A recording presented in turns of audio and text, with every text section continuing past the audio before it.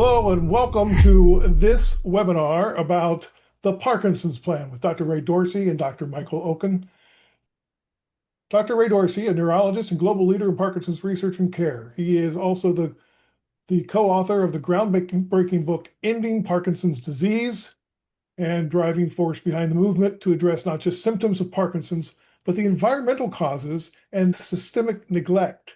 His work is urgent, hopeful, and challenges all of us to think bigger about what's possible. Dr. Ray, thanks for being here. My pleasure and honor to be with you, Larry. All right. Dr. Michael Okun is also here. He's the chair of neurology at the University of Florida, medical advisor for the Parkinson's Foundation. Dr. Okun is one of the most respected voices in the field, both in the clinic and on the global stage. He's a movement disorder specialist with deep expertise in deep brain stimulation, patient-centered care, and making research accessible to the broader community. Dr. Okun has authored multiple books, contributed to thousands of publications, and is known for turning cutting-edge science into real-world strategies for people with Parkinson's. Welcome. Hey, it's a pleasure to be here, Larry. They're also my good buddies, so it's good to have you here. It's going to be a lot of fun. You guys have a new book called The Parkinson's Plan. The Parkinson's Plan. Oh, there it is, right there. All right, it comes out this week. Your book opens with a bold statement. Parkinson's is preventable. That's not something we're used to hearing, so let's dig into that. What was the aha moment that made you realize Parkinson's isn't just about aging and genetics? I had the gift of a sabbatical about 8 years ago, and I read the work of Dr. P.L.A.N, who's a Parkinson's specialist like us and an epidemiologist. And she has quietly, diligently, persuasively, over the last 40 years, told us what the likely environmental causes of Parkinson's disease are. Everything from certain pesticides to dry cleaning chemicals, including a chemical called trichloroethylene. And I came away convinced that she was right. And I was disturbed that I hadn't recognized this sooner, or really hadn't been taught, other than some passing references to pesticides, about the environmental causes of Parkinson's disease. And for some people, genetics is important, but only about 15% of people in the United States and in most parts of the world carry a genetic cause or genetic risk factor for the disease, which implies that the environment is the predominant cause. And to the extent that environmental factors are, we can prevent the disease. When Dr. Parkinson described the condition in 1817, he said, I'm describing something that's not been classified in the medical literature. In almost all likelihood, he was describing something that was rare, if not extraordinarily rare.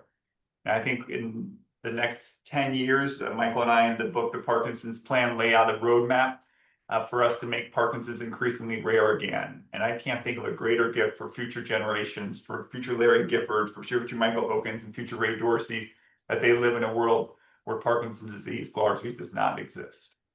Yeah, and think about it, Larry. Just jumping on to Ray. Just think about this. People widely criticized us when we called it a Parkinson pandemic back in 2013. Right. Then we wrote another book after 10 Secrets called Ending Parkinson's Disease. We said it again and it kept growing.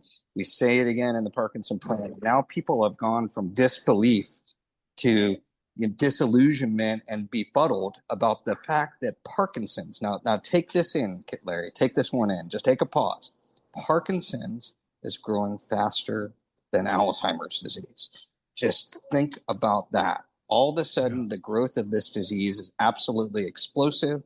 And as Ray said, 15 cases, 13 to 15 cases, depending on which series that you read, might be due to genetics. And so there are other factors. And so when we say Parkinson's is preventable, we mean it. We need to move into the primary prevention business, and we need to be thinking about the things in our environment that we can change, that might change the trajectory for this generation and the next. This is a big deal. And also just think about Parkinson, Larry, needs to be a community disease. It's in the communities. Like, everybody knows people in their families and people in their communities. We need to start to think about this as something that's becoming more and more common, and it should draw our attention, because as a community, we should be coming together about what we can do to prevent this disease. If someone's listening and is worried about their risk, where do they start? So in the book, we put out the Parkinson's 25 to do exactly that, because everywhere Michael and I went, people ask us, what can we do to slow our rate of progression if we have the disease, or what can our kids do to prevent the disease? So we give you 25 very simple actions you can take in your everyday life to prevent Parkinson's. Can I read one, Larry? Sure, go ahead. I'll just read the first one. Wash your produce, even your organic ones. Pesticides have contaminated our food supply. Remnants of pesticides are found in 20% of common foods. Organic produce, dairy products, and meat can reduce exposure, but can still have unsafe residues of pesticides. So wash your produce at least with water, and consider simple vegetable washes, vinegar, or salt solutions too. If a smoker is diagnosed with lung cancer, what's the first thing that a physician's going to tell them to do? Stop smoking. Stop smoking. But if someone is diagnosed with Parkinson's disease, shouldn't the first thing we tell them is stop getting exposed to toxins linked to the disease? Yeah. And so we give you those 25 recommendations, things you can do with your food, things you can do with your water, things you can do with your air, things you can do in your everyday life that can possibly slow the rate of progression of the disease. And some of these have been actually studied, like air pollution likely increases the rate of progression. Ongoing pesticide exposure likely increases the rate of progression.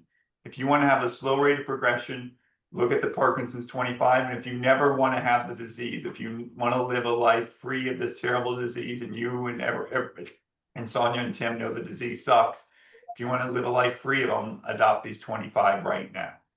You guys write about the secondhand pesticide drift. What is that?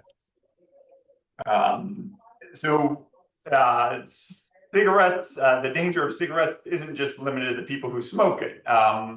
People became aware that secondhand smoke was dangerous for those people around it. So if you were in an airplane and people were smoking on the plane, they weren't the only ones inhaling cigarette smoke. Likewise in a bar. And that realization led to smoking being banned on airplanes and being banned in restaurants and bars. Well, it turns out that the people that exposure to pesticides is not limited to farmers and those who spray it, like golf course groundskeepers. It turns out research done by Dr. Kimberly Paul and Beata Ritz at UCLA last year showed that simply living or working near where a weed killer called paraquat is sprayed is associated with a doubling of your risk of Parkinson's disease. And we've seen that also with this study about golf courses. Dr. Brittany Krzyzanowski and colleagues showed that living within 1 mile of a golf course in Rochester, Minnesota was associated with a 126% increased risk of Parkinson's disease. So it's not just people who work with these toxins like paraquat that are at risk, but it's increasingly those who live or work near them, perhaps breathing it in, perhaps drinking water that's contaminated with it. Increasingly, all of us are at risk. Let's talk about paraquat. You brought it up. Why is it still on the U.S. soil if so many other countries have banned it? And what is it? I think it's still around because we haven't made our voices heard, because we need not 8,000 PD Avengers, we need 80,000 PD Avengers. So if you haven't joined the PD Avengers, you haven't joined Larry Gifford, Sonia Mather, and Tim Hague, who devoted their last 5 years of their life to creating the PD Avengers, join the PD Avengers, pdavengers.com. It's free to join. Michael and I have joined, and it's the most powerful voice for people affected by the disease globally. Paraquat is a weed killer first created in 1962. It's sprayed on fields of corn, cotton, soybeans, and vineyards throughout the United States. It's been used to commit homicide and suicide. It kills the weeds that Roundup doesn't. Dr. P.L.A.N and colleagues 10 years ago showed that farmers who use paraquat have a 150% increased risk of Parkinson's disease.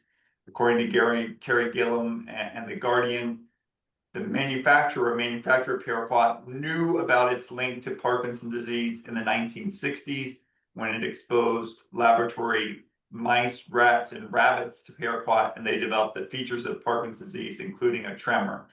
Over 50 countries, including China, have banned the chemical. Over 50 countries, including China, have banned the chemical. The EPA's own website says 1 sip can kill, but has yet to take action to ban it. This is a great failure of our regulatory environment and a failure of our society. Can childhood exposure set the stage for a diagnosis decades later?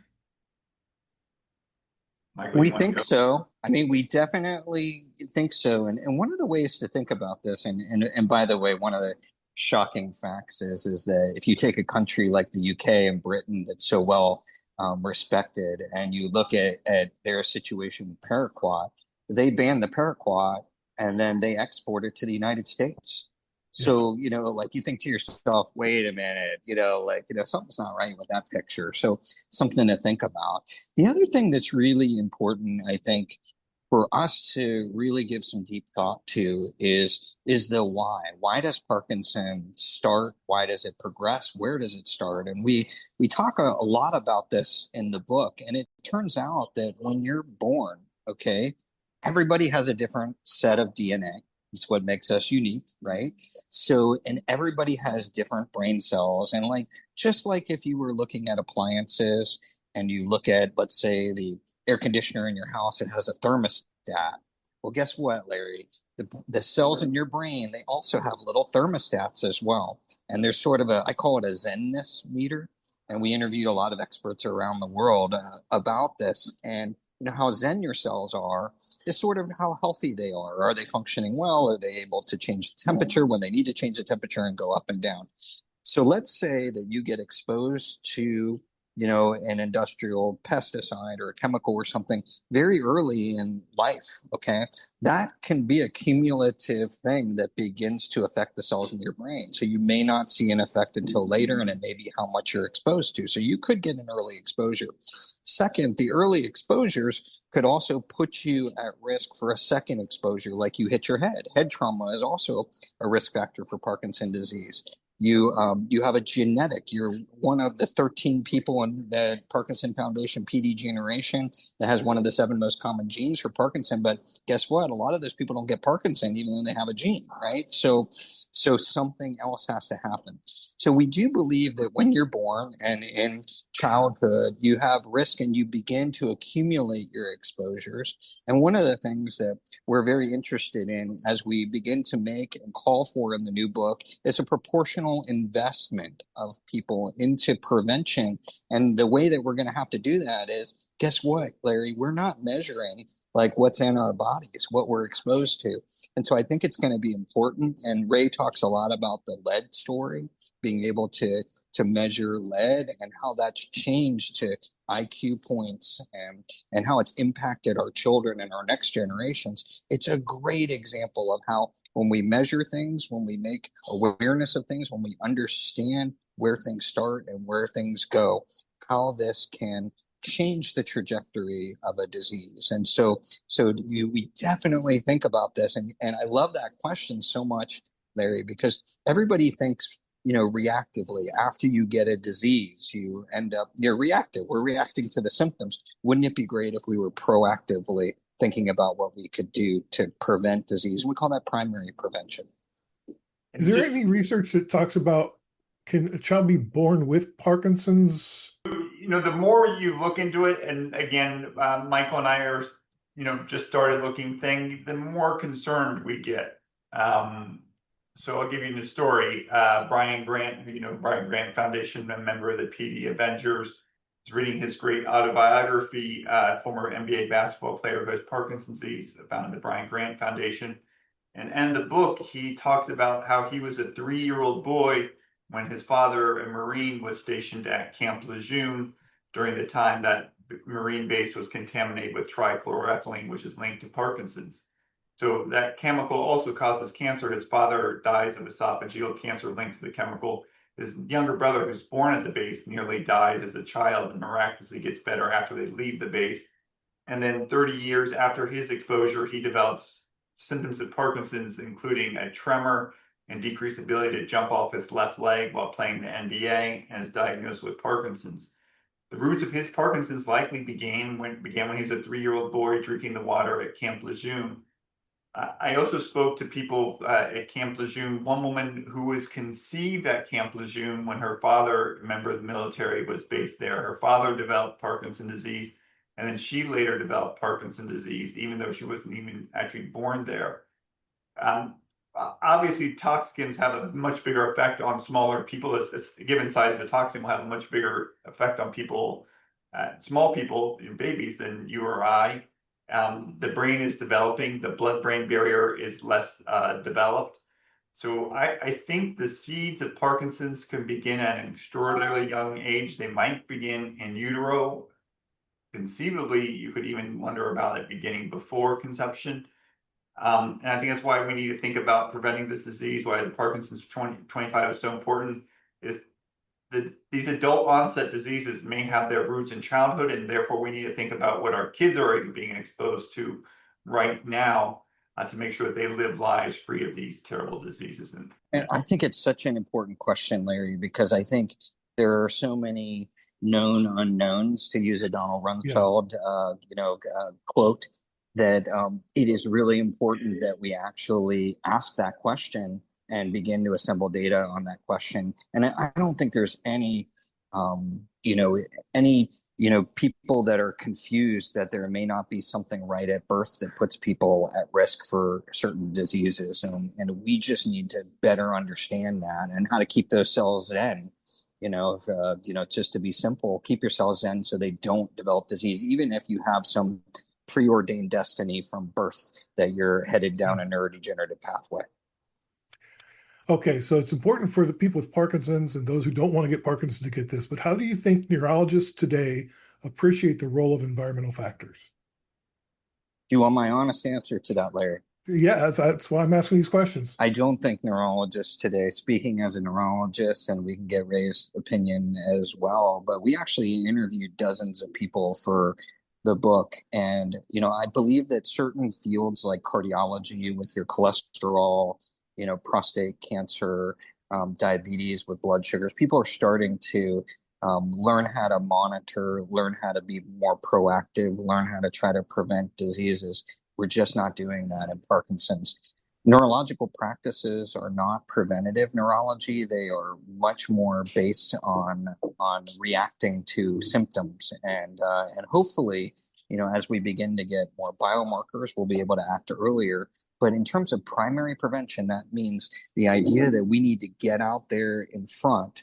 Ray and I are huge voices in a field that just doesn't have a lot of voices saying we need to primarily prevent these diseases. And so when you go to your doctor, and particularly when you go to your neurologist, there's not a focus on primary prevention.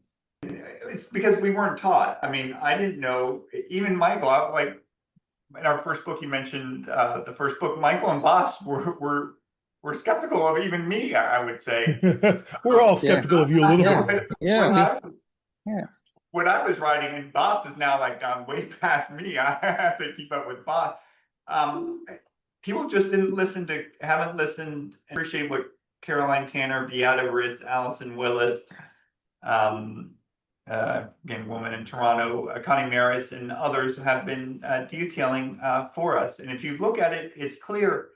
Last year, the Lancet Commission said that 45% of dementia is potentially preventable. Well, if 45% of dementia is potentially preventable, what portion of Parkinson's disease, which is far less heritable than Alzheimer's disease, is preventable?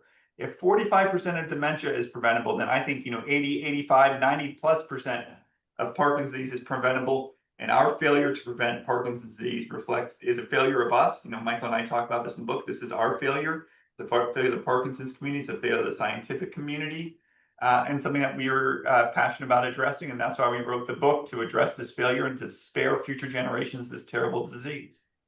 The book is The Parkinson's Plan. Go out and get it now. Okay, folks, if you had a magic wand, what would be the first thing you'd ban, fund, or legislate? Go ahead, Ray. You take that one on. That's a good one. I want additional time to think. I'm looking for this one. Well, I think the good news in the United States is that we banned chlorpyrifos, a pesticide linked to it. We banned trichloroethylene and perchloroethylene. It looks like those bans will hold in the United States. It'd be great to extend those for the rest of the world. I think the lowest hanging fruit for quick policy action is to ban paraquat.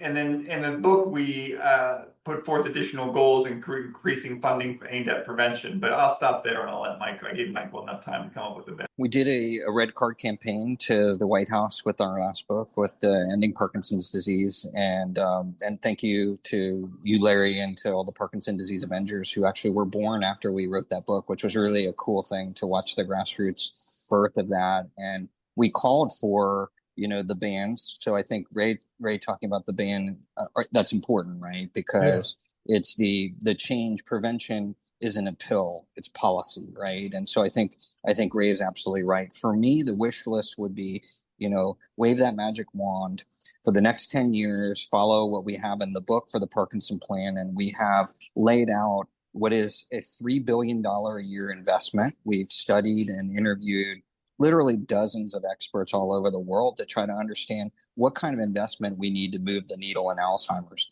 We didn't, or in Parkinson's. And so we looked at Alzheimer's, we've looked at HIV, we've looked at breast cancer, we've looked at polio. We got to move the needle in these diseases. And so to move the needle in Parkinson's, it's going to take about $3 billion.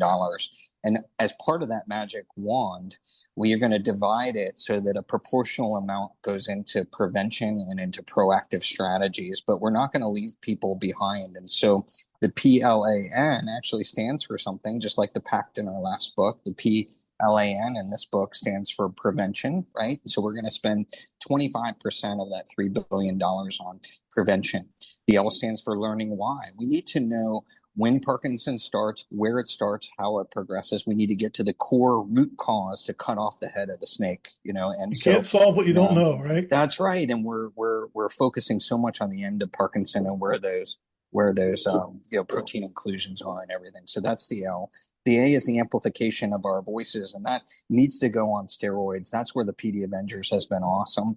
You all have, thousands and thousands of members, but we need tens of thousands of more of you to get behind us, like we did with HIV, and we did with breast cancer, and we did with polio, to really make change happen. And we want to expand the universe. So we're caring for the people. You said at the beginning, we're already at 12 million people. We need to care for those people, expand that care universe. We need to move toward, a plan like we have for HIV and cancer, where we have care navigators and we reduce the chaos in the system. And one of the quotes in the book that I think Ray really likes, this quote, comes from Star Wars, and maybe many of you may have heard of, but the American healthcare system for somebody with a disease like Parkinson is kind of like when Han Solo and Chewbacca are flying through on the Millennium Falcon. They're flying through that asteroid field, and they look at each other and they say, what are the odds we're going to make it through this asteroid field? And it's 1 in X, and that number is actually published.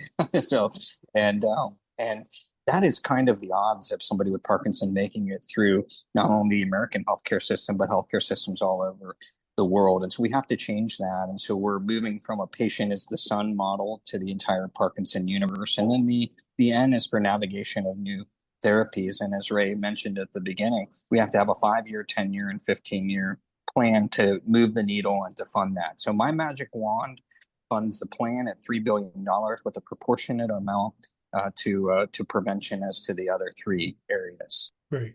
In the book, you guys talk about lighting the path for people already living with Parkinson's. Let's talk about what that looks like and where we're falling short. What would be a North Star for Parkinson's care actually looking like for a person living with disease? People that know me know I always talk about, the person with Parkinson is the sun, and we should orbit around the person, right? And everything should operate around them. But it turns out that as we've studied other diseases, this is a good model, but one that needs to be expanded to be a whole Parkinson universe so that we can light those stars for people. So if you think of Parkinson's disease now as more than the person with the disease is the sun, and we look at the planets, what's the closest planet to the sun? It's Mercury. Okay, Mercury is the messenger, right? And so it gets hot if you're a care partner or caregiver when you're close to the sun, but you're also the one that knows the most about what's going on. And so we have to invest in our caregivers and care partners. And then the other planets that are coming around, those are the full multidisciplinary team that needs to come in and out seamlessly as you need the different care in the different areas. It can't be trouble getting parking. It can't be trouble seeing more than one person in the same day. We've got to move on models like we've done in HIV and cancer. Now, the almost planet is Pluto, as you know, Larry. And so we think of Pluto as the always circulating, it's always out there, the stigma. And we need to relieve the stigma for people both working jobs and people that are trying to live their lives. There should be no stigma for having Parkinson's disease in our society. And so it's a real thing. It's something that we write about and something that we're passionate that we need to do. Now, satellites that are up there and all the satellites that are orbiting, those satellites are help us with wearables. They help us with the ability to monitor the disease. They help us with biomarkers, all of those things that help to guide us along the way. And the stars, as you say, are all those support groups and organizations like the PD Avengers that are up there. So you can look up, you can find the North Star. So the PD Avengers is perhaps the brightest of those stars, with about 10,000 people that are there. And I spoke a little bit about that asteroid field. And the asteroid field is the healthcare systems in the USA and around the world, right? And navigating through those asteroid fields and thinking about Chewbacca and Han Solo and how we're going to help them to get that Millennium Falcon through. So that's how we're rethinking what we need to do. And then, of course, telemedicine is going to have to be key to this, and not forgetting the forgotten Joes and forgotten Jills, the people that can't get to their appointments anymore, and then they fall off. They all of a sudden they fall off the system and they're not getting care. And so we talk a lot about how we need to really rethink this as a system-wide effort. You mentioned care partners. How do we better support them? So, it turns out that one, we need to just look at the data. The data suggests that people that have good care partners do better. They have better outcomes. They have less health costs to society. They do better. They stay at home. They go to the hospital less. They get into less trouble, right? So that sounds like a pretty damn good investment to me. So one, we need to make an investment into them and make sure that they have the services that they need to make sure that they stay mentally in good spirits. And it's hard being a caregiver and making sure that we're providing the services to them and providing the adequate services to the person with Parkinson to be sure that they can navigate through the system. So that's first. Second, I always challenge the people that come into the practice when, women get Parkinson less than men. It doesn't mean that they don't get Parkinson, but when women get Parkinson, often, but not always, the care partner is the man, right? And it turns out that the data shows us when the care partner is the man, they give less support to the woman with Parkinson. So every time I see that, I always challenge men to step up to the plate, swing a little harder, give a good effort. It's not good enough to just say, oh, well, of course I'm a great caregiver. Every guy that I talk to says that. We need to challenge them, show them the data, educate them, and make sure that they're stepping up to make sure that everybody is getting care. So part of it is that 50,000-foot view of creating the resources that we need and making it about community, getting the community around people, connecting them to the Parkinson universe, reducing and removing stigma, and hopefully 100% removing stigma, and then making sure that people have access to things. And one big shocker for you is that dopamine isn't available in many, if not most, countries around the world. And so we have an effort. 2/3 of the countries. Yeah, so we have a big effort both in this book, both at the Fixell Institute locally. I know Ray is very passionate about this. We have a big effort to try to make sure that people have access to dopamine. I mean, it's unconscionable, Larry, that we can get HIV drugs to anybody on this planet that needs them, but we can't get dopamine, a drug that's over 50 years old. Come on, we got to do better than that. So we must do better. All right, Ray, how can telemedicine be a tool for equity and not just convenience? Well, I think if you step back and said, if someone's sick, how should they be cared for? And I think logically, it makes sense that healthy clinicians like Michael and I should be delivering care to sick patients on their terms. And that means delivering care where they are as opposed to where we are. And telemedicine allows care to be brought to people in their own homes and their own environments where they want it to be received. I mean, earlier today, I was just speaking to a family that's dealing with a father who's got Parkinson's or dementia with Lewy bodies and is in Jersey Shore and not able to access the care that he needs, and he likely needs an expert to provide the care. He just doesn't have access simply because of where he lives. And telemedicine is a tool to provide that care to people. I think we're also not even thinking about the vast potential for like smartphones and everything else to help identify people who might have disease. Lots of people in the United States, 20+% are undiagnosed with the disease who are suffering.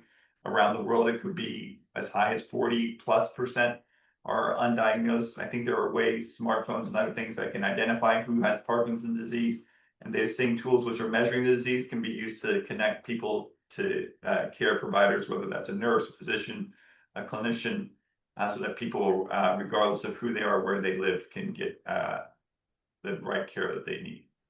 Every day, well, actually every 20 seconds, somebody in the world is diagnosed with Parkinson's. Every 20 seconds. So what advice would you give to a primary care doctor seeing their first PD patient?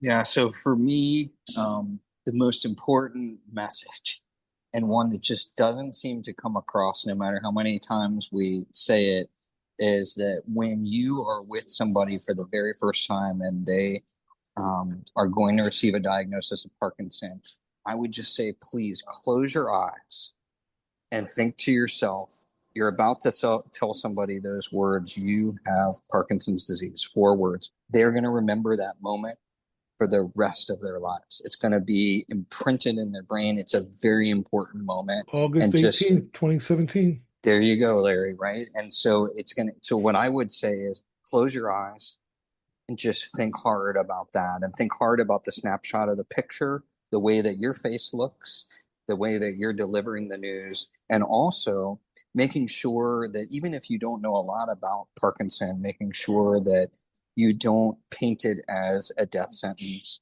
You don't paint it as Alzheimer's disease. And no disregard to my great friends at the Alzheimer's Association and that group. I love them, but we do Alzheimer's at Fixel too. But it's not Alzheimer's disease. It's not ALS. It's not a brain tumor. It's not a terrible stroke. It can be a very livable disease. And we have a lot of things that we can offer. And a lot of times people in the primary care settings and folks with Parkinson just equate the diagnosis to it's Parkinson's, Alzheimer's. It's the same thing. I have heard that so many times, and it's just if I could, you asked me about the magic wand and what I would ask for.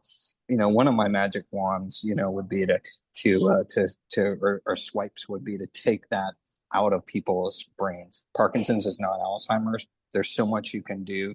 Let's get you the help and get you the things that you need to do. And in fact, it can be quite livable, and we have lots of drug treatments, lots of behavioral treatments, lots of great things that are coming, some surgeries that are really cool.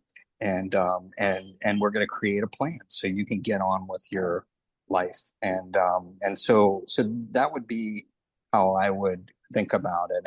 And as you may know, I've given a lot of thought to this as the medical director and advisor to the Parkinson Foundation, and written a lot about this in many books over the years. And I give us a failing grade. I give myself an F for it, no matter how much, we put out the effort to help, to educate. And maybe, all the proceeds for this book, Parkinson P.L.A.N, go to charity. Maybe we can just get the word out to more and more people. And if we do that, then we can change the impressions, which I believe are false and are blatantly false. And so I think it's, and by the way, this was not a setup at all for people who are listening. Larry said, he told me that the date, of when he was diagnosed with Parkinson, it's an imprint. It's a big deal. And so we need to treat it as such. I want to know what advice you'd give him, Larry.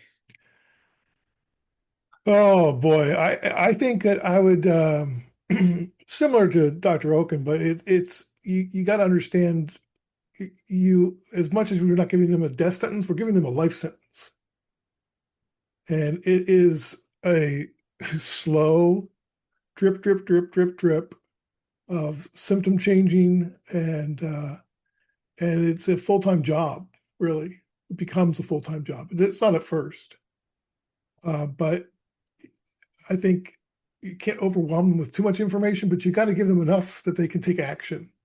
And what I found lacking during my diagnosis, and I hear this all the time, is you're not sent home with a brochure or anything. You just sent home with those 4 words, and you get to Mr. Google and start trying to piece it all together. So what I would suggest is that every medical facility that diagnoses people with Parkinson's have a brochure on what people can do. What are the local resources for exercise, for mental health, for all these things? Because you need to build your team. And how do you build your team if you don't have that information? people needed, we just need to get after it. Like, Yeah. I think the suffering is unnecessary and we just need to get after it. So if you haven't joined the PD Avengers, join the PD Avengers, get after it. If you have means, support the PD Avengers, get after it. We got after it in 1938. We got after polio and we created a March of Dimes. People like Larry Giffords of the 1930s, 1940s got after polio and we got rid of polio.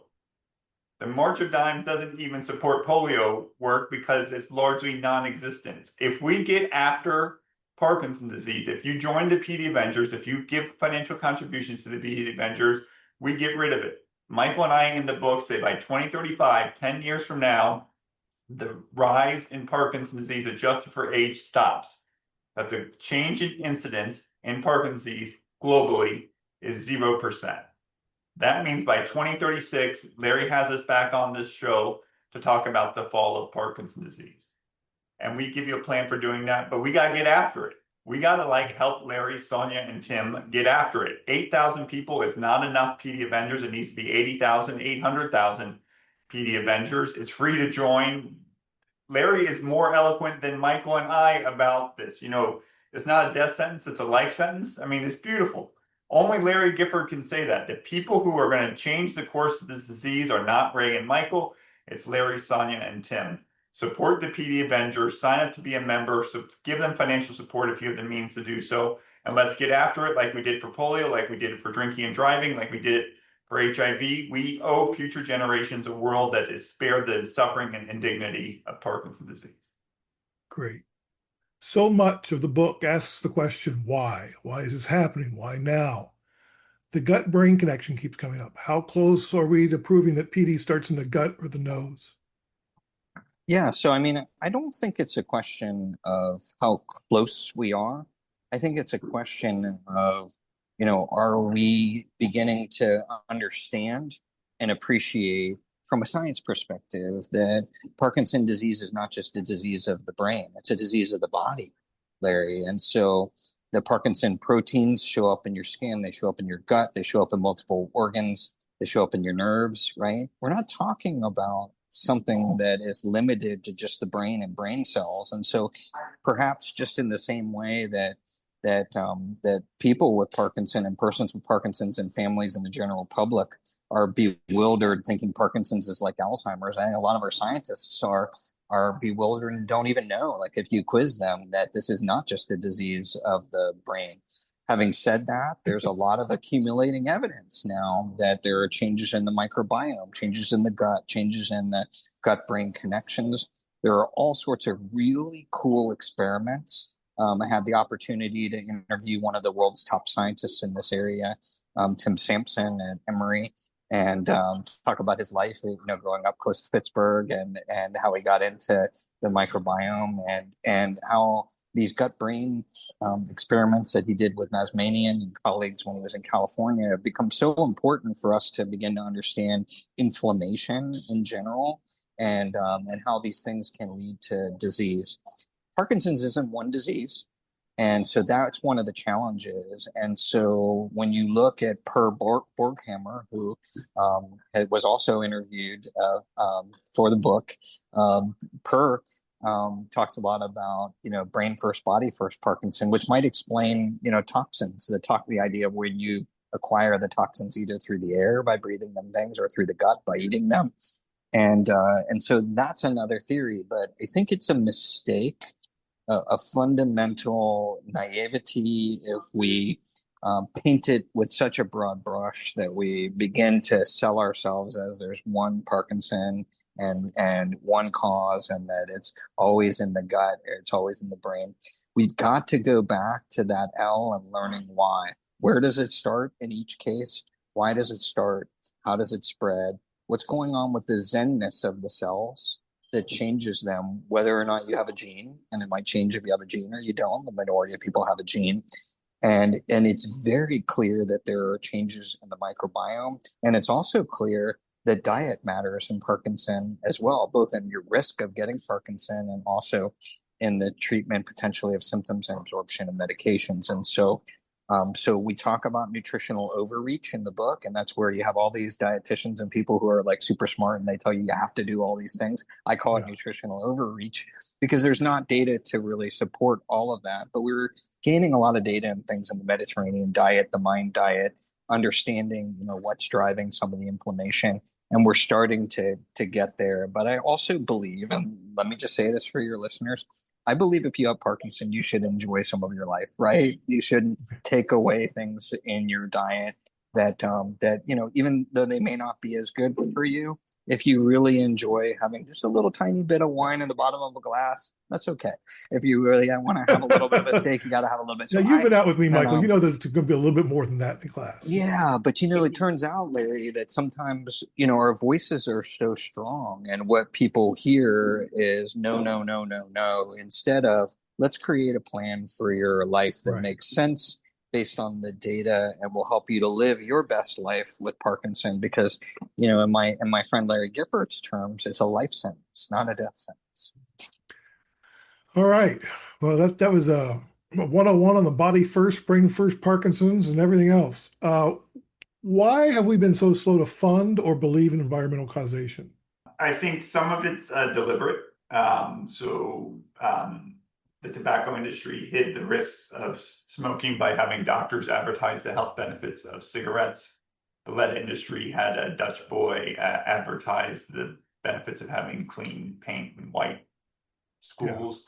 The opioid pandemic was fostered on lies. I was taught in medical school that it was almost impossible to get someone in pain addicted to opioids, and that was false. And we know that social media companies, according to the Wall Street Journal, were hiding the health effects of their product on teenage girls' mental health. And so, according to reporting from Carrie Gillum and others, pesticide manufacturers knew about the health risks of their product and have concealed them. So we've been duped. I've been duped. Michael's been duped. A lot. Boss has been duped. A lot of us have been duped. So I think some of it's that way. Some of it's structural. 60% of funding for biomedical research in the United States comes from pharmaceutical and medical device firms, which are focused on developing treatments for the disease, but not necessarily focused on preventing it. Some of it's cultural. We live in an age of genetics, and we have great tools for assessing the genetic causes of disease, and we're taught in training that to look for those genetic causes, and we're taught to be deeply skeptical of the environmental causes, even though most of the diseases that are common, like cancer, lung cancer, largely didn't exist before cigarettes were introduced. Mesothelioma was due to asbestos, intellectual disabilities due to lead and pesticides. Diabetes and obesity due to ultra-processed foods, fast foods, and excessive soda consumption. So I think those are reasons why. But if you peel through, and Michael and I give our best to peel through in the Parkinson's plan, you come up to I think the hopeful conclusion that this disease, unlike Huntington's disease, which is just a single gene that causes it, and not much you can do. Well, just a single gene that causes it. But this is a disease that has environmental roots and therefore preventable. We can take actions to prevent people from getting it. We can likely take actions to prevent people to slow the rate of progression of disease, to allow people to think some of it's that way. Some of it's structural. 60% of funding for biomedical research in the United States comes from pharmaceutical and medical device firms, which are focused on developing treatments for the disease, but not necessarily focused on preventing it. Some of it's cultural. We live in an age of genetics, and we have great tools for assessing the genetic causes of disease, and we're taught in training that to look for those genetic causes, and we're taught to be deeply skeptical of the environmental causes, even though most of the diseases that are common, like cancer, lung cancer, largely didn't exist before cigarettes were introduced. Mesothelioma was due to asbestos, intellectual disabilities due to lead and pesticides. Diabetes and obesity due to ultra-processed foods, fast foods, and excessive soda consumption. So I think those are reasons why. But if you peel through, and Michael and I give our best to peel through in the Parkinson's plan, you come up to I think the hopeful conclusion that this disease, unlike Huntington's disease, which is just a single gene that causes it, and not much you can do. well, just a single gene that causes it. This is a disease that has environmental roots and therefore preventable. We can take actions to prevent people from getting it. We can likely take actions to prevent people to slow the rate of progression of the disease, to allow people to live long, healthy, and productive lives even after a diagnosis. But we have to wake up, learn why the disease began, and change our orientation. And that's what we do in the Parkinson's plan. We chart a new path to preventing and treating the disease. One of the big buzzwords the last 10 years around Parkinson's is biomarkers. What is it? Where are we in the biomarker sphere right now? Yeah. So imagine, Larry, if you have a disease I do. and okay, you have a disease. Good. All right, let's start there. It's a great starting point. Okay. Awesome. That was not a plant for everybody who's listening. Okay. So imagine you have a disease. Okay. And you want to know how that disease is progressing. It turns out that it doesn't work very well to have people tap their fingers and rate them on 0 to 4 old-fashioned scales.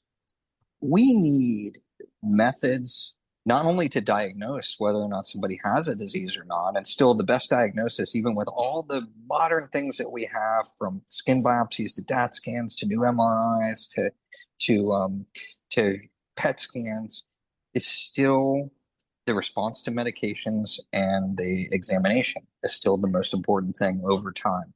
So now imagine that we can actually understand biologically what's changing and measure it over time, from the time of diagnosis that you have something, and differentiate it from other things so we don't make a mistake. I know it's, going to shock you, Larry, but doctors make mistakes all the time with diagnosis. Doctors are perfect. I know that. Okay. You've told me that over and over, doctor. Yes, exactly. So to imagine you can get that diagnosis right, differentiate it from other diseases, and then follow it over time. If you can do that, what a lot of folks don't fully appreciate is that will accelerate our ability to develop new treatments, because we'll be able to measure it over time. And then we'll be able to know, when we actually give a treatment, is it slowing down the disease progression? Is it impacting just the symptoms of the disease or not? And sometimes those two things get mangled together and mixed together, and it can be very hard to tell. And so the ability to understand when things start, to diagnose it, and then to measure it as it changes in a more precise, simple, practical, and accessible way is going to help us to drive new treatments. So instead of needing tens of thousands of people to sign up for studies, we might be able to answer questions with only 100 or 200 or 300 people, and imagine how many therapies we can push through the pipeline. And so when we say biomarkers, people should just forget about that name. All we're talking about is the ability to measure something and to measure it over time accurately, really accurately, like your blood sugar. That's a pretty accurate measure. Like, imagine if you could measure that over time, okay, in Parkinson, and really monitor what's going on. It could be a game changer. And that's the reason that we're so interested in this area. Well, so I've heard about spinal fluid. I've heard about blood possible. I've heard about like a skin wipe. Where are we at from your perspective? Yeah, so in my mind, there are a whole bunch of different ways that you can do this. And again, it highlights and emphasizes this idea that Parkinson is a full body disease, right? You can get it in the spit, you can get it in the salivary gland, you can get it on the skin, you can get it out of the blood, right? Pretty interesting, huh, Larry? And so where we are right now is that the FDA has approved a test called the DAT scan, the dopamine transporter scan, to tell the difference between somebody having some sort of abnormality with dopamine, not necessarily Parkinson's disease, but it might be Parkinson's, versus essential tremor. Okay. We have a CLIA, which is a lab certification for a test called a skin biopsy. So you can see if you have synuclein in your skin, and they take a biopsy usually from your neck and then from your leg and your ankle, usually in 3 places. And so we have a skin biopsy. Most recently in JAMA Neurology with David Valancourt and colleagues, we have a multi-center study that shows that they can use an MRI, a 6-minute MRI sequence, to tell whether you have Parkinson's, MSA, or PSP. So that's an advance for the field. And then there are in research these blood tests and tests in your spinal fluid, the fluid that bathes your spinal cord and your brain, to look at these protein clumps called synuclein, which is one of the abnormal proteins in Parkinson. And they look at seeding. How does the synuclein seed in a test tube? And how is it clumping together? And can we use that to diagnose Parkinson and tell the difference between Parkinson and another disorder called MSA? None of them are completely perfect. All of them miss, on certain things. And one of the most important things is still the examination. So still having a great exam with your doc, the exam over time, being honest over time, keeping your eyes open to what you see, and making sure your medications are optimized in the response to medication treatments.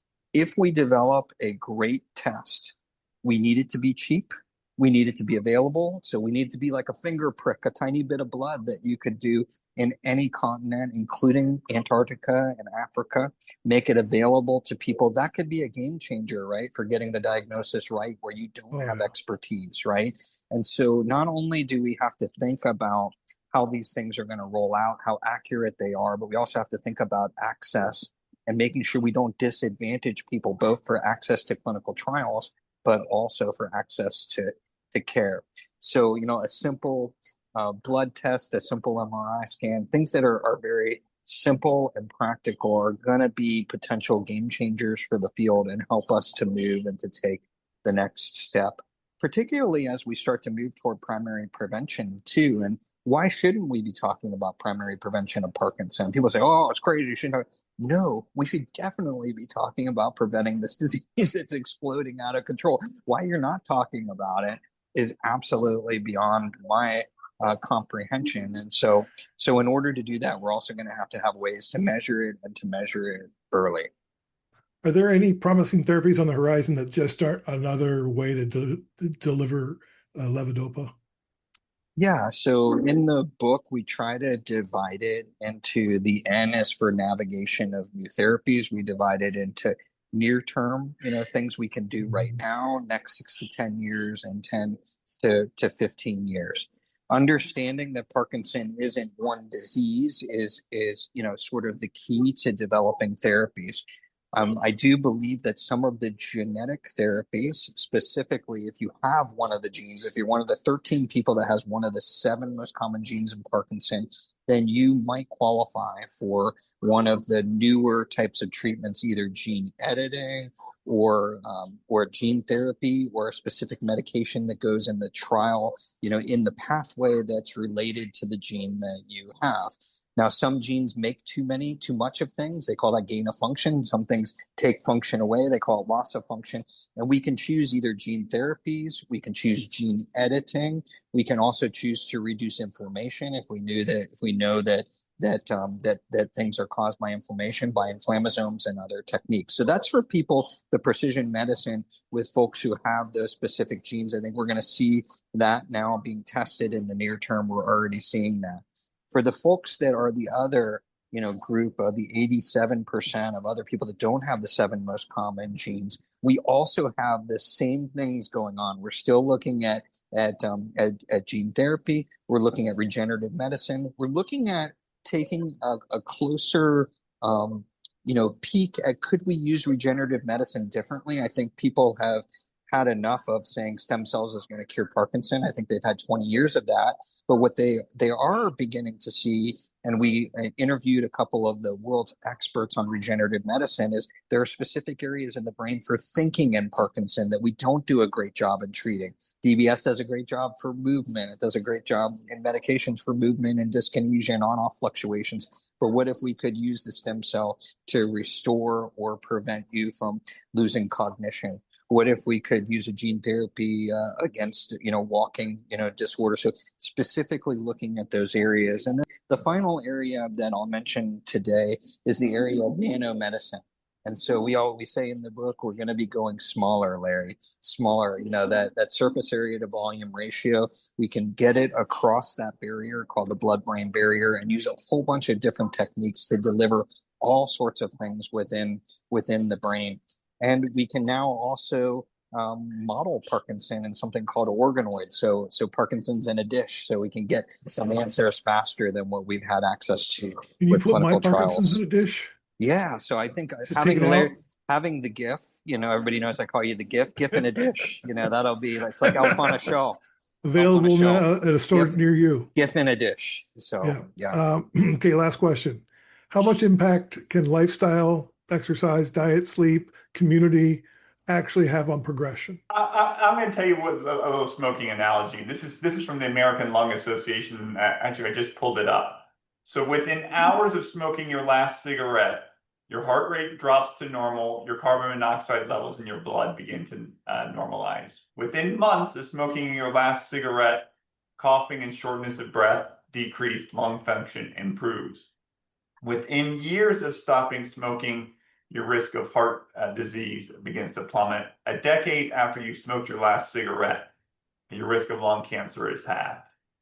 We should find out what happens if we change our environments, our behavior, and our surroundings for Parkinson's disease. What would happen if people with Parkinson's disease stopped getting exposed to pesticides? When did they stop getting exposed to dry cleaning chemicals? When did they stop getting exposed to air pollution? When did they started exercising at least an hour a day? What happens if they started adopting a Mediterranean diet? What happens if they stopped getting exposed to pesticides from golf courses and nearby farms?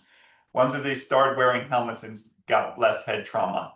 I think we can change the course for the 12 million Americans and people around the world who already have the disease, and we can create a world where Parkinson's the rise of Parkinson's stops in the next 10 years, and we can start thinking about a world without Parkinson's disease. All these things are within our individual controls. If we take action now, right now, while you're listening right now, you can change the course for yourself and change the course for your children, loved ones, and all future generations to come. Do you have a plan? And do we have a plan as Society for Parkinson? Do you have a plan? And do we have a plan? And we're not going anywhere if we don't get a plan. You got a plan. It's called the Parkinson's Plan. And it's available now at a bookstore near you. Michael and Ray, thanks so much for your time. We've covered a ton of stuff. What's the one thing that you want folks to take away from this conversation? Parkinson's is preventable, and we have an obligation to create a world where future generations are spared the indignity of this disease.